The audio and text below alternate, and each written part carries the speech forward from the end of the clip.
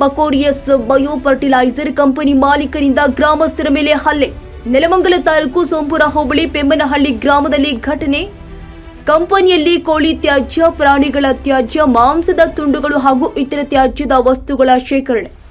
ಪೆಮ್ಮನಹಳ್ಳಿ ಹಾಗೂ ಅಕ್ಕಪಕ್ಕದ ಗ್ರಾಮದಲ್ಲಿ ಕೆಟ್ಟ ದುರ್ವಾಸನೆ, ರೋಗ ರುಜಿನಗಳು ಹರಡುವ ಭೀತಿ. ಗ್ರಾಮಸ್ಥರಿಂದ ಕಂಪನಿ ವಿರುದ್ಧ ಪ್ರತಿಭಟನೆ. ಪರಿಸರ ಮಾಲಿನ್ಯ ನಿಯಂತ್ರಣ ಮಂಡಳಿಯ ಅನುಮತಿ ಪಡೆಯದೆ ಅನಧಿಕೃತವಾಗಿ ಕಂಪನಿ ಕೆಲಸ ನಿರ್ವಹಣೆ.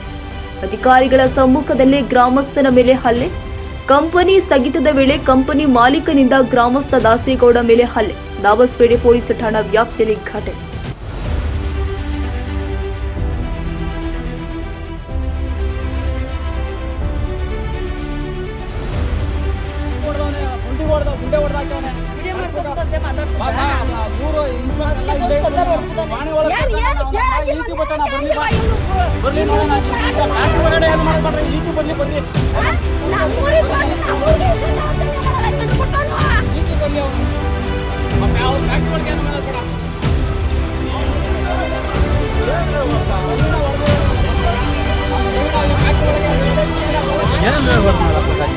ಖಾಸಗಿ ಕಂಪನಿ ಮಾಲೀಕನಿಂದ ಗ್ರಾಮಸ್ಥರ ಮೇಲೆ ಹಲ್ಲೆ.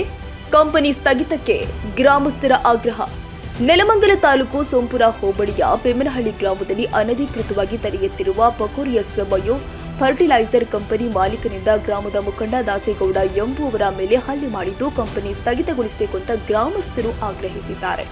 ಬಹಳ ವರ್ಷಗಳಿಂದ ಪರಿಸರ ಮಾಲಿನ್ಯ ನಿಯಂತ್ರಣ ಮಂಡಳಿಯ ಪರವಾನಗಿ ಪಡೆಯದೆ ಅನಧಿಕೃತವಾಗಿ ಕಂಪನಿಯಲ್ಲಿ ಕೋಳಿ ತ್ಯಾಜ್ಯ, ಪ್ರಾಣಿಗಳ ತ್ಯಾಜ್ಯ ಹಾಗೂ ಮಾಂಸದ ತುಂಡುಗಳು ಇತರೆ ತ್ಯಾಜ್ಯದ ವಸ್ತುಗಳ ಶೇಖರಣೆ ಮಾಡಿ ಅನಧಿಕೃತವಾಗಿ ಪ್ರಾಣಿಗಳ ಆಹಾರ ಪದಾರ್ಥವನ್ನ ತಯಾರಿಸ್ತಾ ಇದ್ದು, ಈ ಕಂಪನಿಯಲ್ಲಿ ಶೇಖರಣೆ ಮಾಡಿದ ತ್ಯಾಜ್ಯ ವಸ್ತುಗಳಿಂದ ಪೆಮ್ಮನಹಳ್ಳಿ ಹಾಗೂ ಅಕ್ಕಪಕ್ಕದ ಗ್ರಾಮದಲ್ಲಿ ರಾತ್ರಿ ವೇಳೆ ಕೆಟ್ಟ ದುರ್ವಾಸನೆ ಬರ್ತಾ ಇದ್ದು, ಸಾಂಕ್ರಾಮಿಕ ರೋಗಗಳು ಹರಡುವ ಭೀತಿಯಿಂದ ಗ್ರಾಮಸ್ಥರು ಪಂಚಾಯಿತಿ ಅಧಿಕಾರಿಗಳಿಗೆ ಹಾಗೂ ಪರಿಸರ ಮಾಲಿನ್ಯ ನಿಯಂತ್ರಣ ಮಂಡಳಿಗೆ ದೂರನ್ನ ದಾಖಲಿಸಿದ್ರು.